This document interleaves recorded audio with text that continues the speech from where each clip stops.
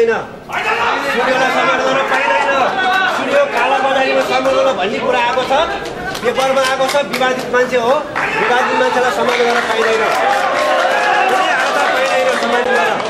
विवादित मान्छे हो, पत्र पत्रिका हेर्नुहोस्, प्रमुख अतिथि कमरेडको ओझ गरिमालाई नोक्सान पुग्ने काम हुँदैन। एकछिन ठिक छ, उहाँको मर्यादालाई एकछिन सभासद साथीहरू ध्यानमा राखियो। सभासद मित्र एकछिन मैले ध्यानमा राखियो। सुन्नुहोस्, एउटा विशिष्ट व्यक्तिबाट सभासद मित्रहरू अपराधमा संलग्न भएको मान्छेलाई सम्मान गर्न। सभासद मित्रहरू तपाईँ एकछिन उहाँलाई सम्मान गर्नु भनेको मकनपुरवासी। एकछिन सुन्नुहोस्, सभासद साथीहरू यता सुन्नुहोस्, हामी उद्योगी व्यवसायी सुन्नुहोस्,